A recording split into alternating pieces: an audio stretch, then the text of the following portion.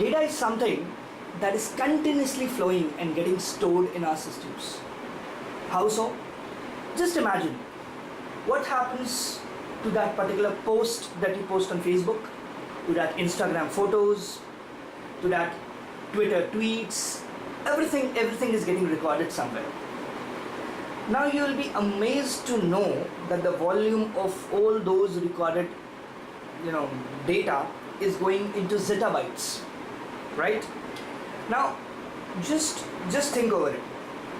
Let's say in your day-to-day work, let's say you guys go to office, the machine logs, the RFID readers, the sensor networks, the GPSs on the vehicles, retail transaction, everything is mounting to this huge amount of data getting stored, and every data is very important.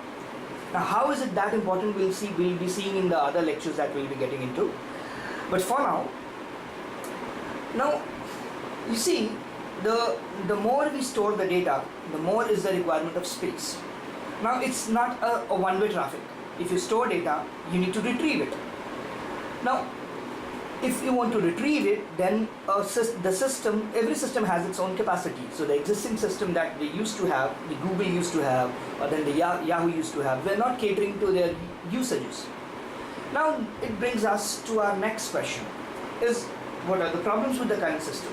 So as I mentioned, as you can see, the data has evolved, or the data storage has gone up to zettabytes. As you can see, as you know that nowadays in your laptops you have terabytes of hard drive. Now you can see 1 terabyte is just equal to 2 raised to 40 bytes, but a zettabyte is 2 raised to 70. That is how far we have reached with data. Now imagine if we have to store that much amount of data in a hard drive. So what will be the problem?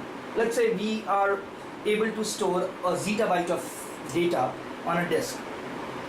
So the problem would be, first of all, it will take a lot of time to write that data on it, and then once you have written it, then the retrieval part will take another hell lot of time, if you want to see what you have written to it.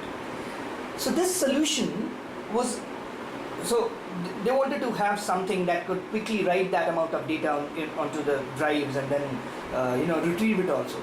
So the simplest solution was to divide the data across different disks and then read and write the data parallelly. So just imagine, instead of having one hard drive with capacity of 1 zettabyte, let's say we can have 100 of hard drives with different capacities that can add up to 1 zettabyte, and the entire data would be divided proportionately and would be saved into different hard drives, and then we can write it parallelly, and we can also read it parallelly. So it will reduce the time of accessing that data. In sense, it would reduce the time of your data retrieval.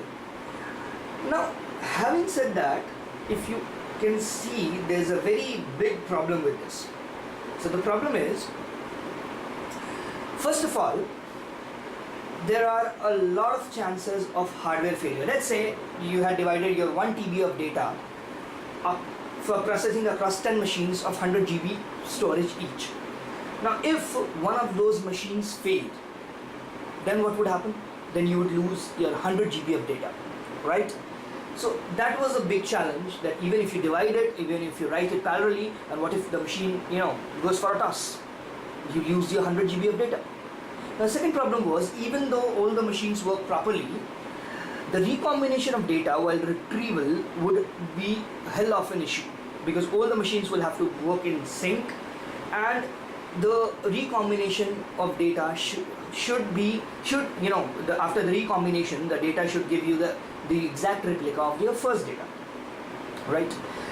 So to this problem brings us to the two terms that you can see I've written there. One is SDFS and the other is map and reduce. And you must have read map reduce a lot of times, but in my lectures, every time I use map reduce, I'll put a small hyphen in between, because map and reduce are two different things. That we'll see in our later on lectures when we take a lecture on what exactly is MapReduce.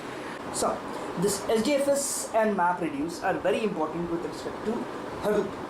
Now SDFS is Hadoop Distributed File System. It's the kind of same architecture which Google used in Google File System, but Google File System was not an open source thing, but SDFS is an open source thing. Everybody can use it.